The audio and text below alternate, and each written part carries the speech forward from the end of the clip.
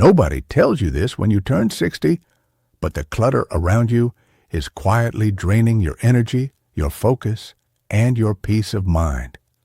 Not all at once. Slowly, like a leak you can't see but always feel. You walk into a room and feel vaguely overwhelmed. You sit down to rest and somehow feel more tired. You look around your home and instead of comfort, you feel a low hum of anxiety you can't explain. That feeling is real, and it has a name. In the next few minutes, I'll show you 6 ancient Japanese decluttering habits most people over 60 have never heard of. 3 small daily shifts that can reduce anxiety and restore genuine calm to your home. And 1 overlooked Japanese truth about aging and space that will change how you see everything around you. Stay until the end. The last one is the simplest, and it changes everything. If this sounds like the kind of honest, practical content you've been looking for, subscribe. This channel exists so you never have to go searching. It will always find you. After 60, your brain processes the world differently. And science now confirms what Japanese culture understood 1,000 years ago. When your home is filled with excess objects, your brain doesn't simply ignore them. It registers every item as an unfinished task, a decision waiting to be made, a memory pulling at your attention. Researchers found that cluttered living environments directly elevate cortisol, your body's primary stress hormone, particularly in older adults. That means the pile on your counter, the drawer that won't close, the shelf crowded with things you haven't touched in years, all of it is costing you energy you can't afford to lose. Your nervous system never fully rests in a cluttered space. You may sleep 8 hours and still wake up tired, not because your body failed you, but because your environment never gave your mind permission to stop working. The Japanese recognized this truth long before neuroscience had the language for it. They called it ma, the power of empty space, not emptiness as absence, but emptiness as breathing room. Room for your mind to settle, your body to exhale, and your life to feel like yours again. That is where we begin. The first Japanese habit is called Danshari, written with 3 characters, meaning refuse, dispose, and separate. It is not a cleaning method. It is a philosophy rooted in Zen Buddhist practice, developed long before modern minimalism had a name. Danshari teaches that clutter is not just a physical problem. It is a relationship problem. Every object you own, you are in a relationship with. You maintain it, move it, look at it, feel something about it. Multiply that across hundreds of items accumulated over a lifetime, and your home becomes less a place of rest and more a museum of obligations. Danshari asks you to examine that relationship honestly. Do you still need this? Does it serve your life as it is today? Not as it was 20 years ago? The Yua practice has 3 movements. First, refuse. Stop bringing things in that do not serve a clear purpose. Second, dispose. Release what you no longer use with intention, not guilt. Third, separate yourself from the attachment that makes letting go feel like losing. This is the hardest part for many seniors because so many objects carry memory. Danshari does not ask you to forget. It asks you to recognize that the memory lives in you, not in the object. You carry the love. The item is just furniture. To begin, walk slowly through one room in your home. Do not touch anything yet. Just notice. Identify 3 items you have not used in the past 6 months. Not to discard immediately. Simply to see them clearly, perhaps for the first time in years. That noticing is the beginning of your reset. The moment you see the excess, the excess loses its hold on you. Your home should serve your life. Danshari is how you're reminded of that. The second habit is Wabi-Sabi, one of the most misunderstood concepts in Japanese culture and one of the most powerful tools available to anyone navigating life after 60. Wabi-Sabi is the art of finding beauty in imperfection, impermanence, and simplicity. It emerged from 15th century Japanese tea ceremony culture, where Master Sen no Rikyu taught that a cracked bowl held in weathered hands in a sparse, quiet room was more beautiful than the most elaborate golden cup. Wabi-Sabi stands in direct opposition to the Western idea that more is better, that full is rich, that a decorated home signals a well-lived life. It argues the opposite, that a simple, honest, slightly worn space holds more peace than a crowded, pristine one. For seniors, this philosophy carries particular liberation. So much of the clutter in our homes after 60 comes from a belief that we must hold on to everything, every gift ever given, every decoration ever collected, every symbol of a full life. Wabi-Sabi gently releases that pressure. It says, your home does not need to prove anything. It does not need to display your history or justify your worth. It simply needs to hold you, quietly and well. To practice Wabi-Sabi this week, choose one surface, your mantel, your kitchen counter, your bedside table, and remove everything from it except the one or two items that genuinely bring you calm. Live with that cleared surface for 7 days. Do not rush to fill it back. Notice how the space feels. Notice how your eyes settle differently when they land there. Notice if your shoulders drop slightly when you walk into that room. That quiet physical response is not your imagination. It is your nervous system registering safety. That is Wabi-Sabi working. The third habit draws from one of the most globally recognized Japanese concepts, Ikigai, meaning reason for being. You may have heard Ikigai discussed in the context of purpose and career, but Japanese seniors apply it far more practically to their possessions. In Okinawa, Japan, which has one of the highest concentrations of centenarians anywhere on Earth, researchers studying longevity consistently note that the homes of the oldest, healthiest residents are notably sparse, not empty, purposeful. Every object present serves a clear role in their current daily life. Nothing is kept simply because it was expensive, or because someone gave it to them, or because getting rid of it feels like admitting something is over. Ikigai-aligned keeping asks one precise question of every object in your home. Does this serve who I am today? Not who I was when I bought it, not who I was when I received it as a gift, not who I was when my children were young, or my career was active, or my body moved differently. Who am I right now? And does this object serve that person? This is not a cold exercise. It is actually a deeply affirming one. Because when you ask that question honestly, you begin to see your current life clearly. What you actually do, what you genuinely value, what brings you real pleasure today, and you begin releasing the weight of a past self you've been quietly hauling through every room. To practice this, choose one category: books, kitchen items, clothing, and hold each item to that single question. Keep what answers yes. Release what answers no. You are not erasing your past. You are finally making room for your present. The fourth habit is Sōji, the Zen practice of daily mindful cleaning. In Japanese Buddhist monasteries and schools, Sōji is not treated as a maintenance chore. It is a scheduled, respected practice, as important as meditation or prayer.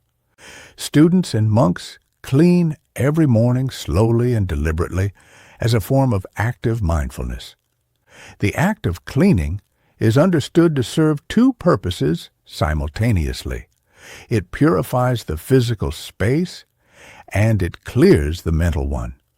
When your hands are engaged in a simple, repetitive physical task and your mind is fully present with it, something neurologically significant happens. Your nervous system shifts out of reactive mode and into a calm, focused state. Cortisol drops. Rumination quiets. Anxiety loses its grip, not because you solved anything, but because you were fully present for 10 minutes in a task that required nothing of you except attention. For seniors, this is particularly powerful. Many people over 60 describe a kind of low-level mental noise that follows them through the day, unresolved thoughts, background worries, a sense of things left undone. Sōji doesn't silence that noise through distraction. It silences it through presence. To begin your own Sōji practice, choose one small area of your home, your kitchen sink, your bathroom counter, your entryway. Each morning, spend 10 minutes cleaning it slowly. No rushing, no multitasking, no phone nearby, just your hands, the surface, and your full attention. Feel the temperature of the water, notice the grain of the countertop. Be entirely there.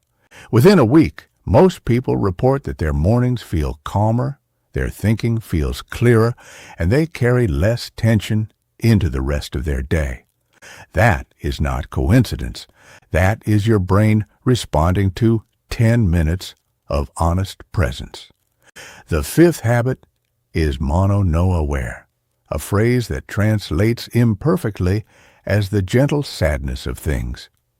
It is perhaps the most emotionally intelligent concept in all of Japanese philosophy, and the one most directly relevant to the emotional weight seniors carry when attempting to declutter.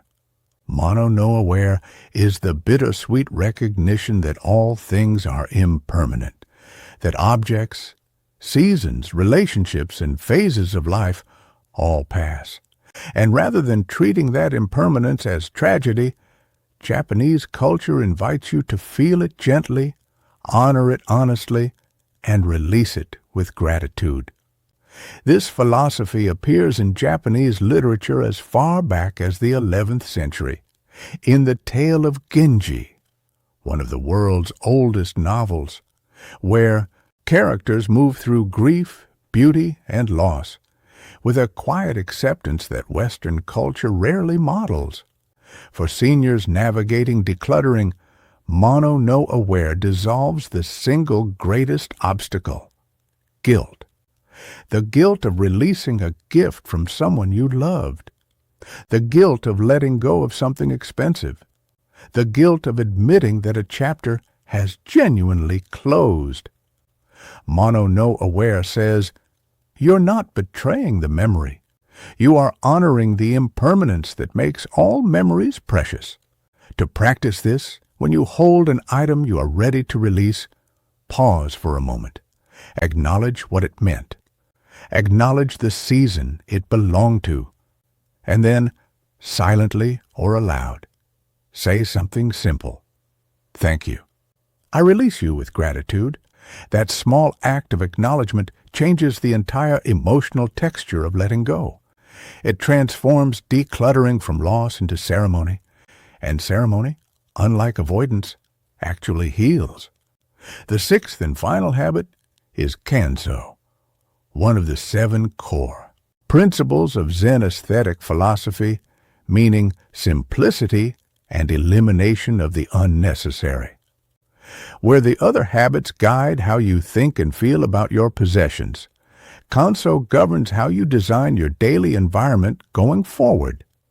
It is the practice of actively choosing simplicity as a daily standard, not as a one-time purge, but as an ongoing commitment to keeping only what is essential visible and accessible at any given time. The science behind this is direct. Visual complexity, too many objects in your field of vision, increases cognitive load, which is the mental effort required to process your environment. As we age, cognitive resources become more precious. Decision fatigue sets in faster. A visually busy room can measurably increase mental tiredness and reduce the capacity for clear thinking and emotional regulation. Kanso counters this by establishing what designers call a calm visual field, an environment where your eyes can rest, your attention can settle, and your mind can function at its best. To practice Kanso, choose one surface you see every single day: your nightstand, your kitchen counter, your desk. Commit to keeping no more than 3 items on that surface at any time. When something new arrives, something else must leave. Simple rule. Profound effect. Over time, that discipline spreads naturally. You begin making Kanso decisions without thinking, choosing the simpler version, keeping the cleaner surface, resisting the accumulation that once felt inevitable. Your home begins to reflect not everything you have collected, but everything you have chosen. And that distinction between collected and chosen is the heart of a life lived with genuine intention after 60. Here is what most people never hear, and what Japanese culture has understood for 1,000 years. Feeling well after 60 is not about doing more. It is not about a bigger routine, a better supplement, or a more aggressive strategy. It is about finally listening to what your body and your environment have been quietly telling you. The people who age most gracefully are not the busiest. They are not the most disciplined.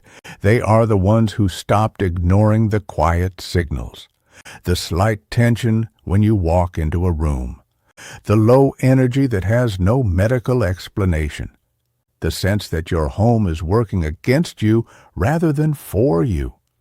Researchers studying blue zone communities, including Okinawa, where people routinely live past 100 in good health, consistently find that low-clutter, purposeful living environments correlate with lower stress hormones, better sleep quality, and longer life. This is not trend culture or aesthetic preference. It is 1,000-year-old wisdom that modern science is only now catching up to. Your space is not separate from your health. It is part of it, and the reset you have been looking for may not begin in a doctor's office. It may begin in the room you are sitting in right now. Your home after 60 is not just where you live. It is where your nervous system either rests or stays on guard.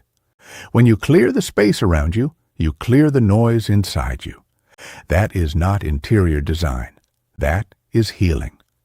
Start with one habit this week, not all 6. Just one. Pick the one that felt most true to where you are right now and give it 7 days. Notice what shifts, not in your home, but in your body. The quiet calm in your mornings, the way your shoulders feel when you walk into a room, the small but unmistakable sense that your space is finally on your side. Your body after 60 is not broken. It is not in decline. It is asking for different care. And now you have 6 ancient ways to answer. Which of these 6 Japanese habits are you going to try first? Tell me in the comments. I read every single one. If this gave you something to think about, share it with someone who needs a quieter, calmer home. And subscribe for a new reset every week. This channel exists so you never have to go searching for this kind of content. It will always find you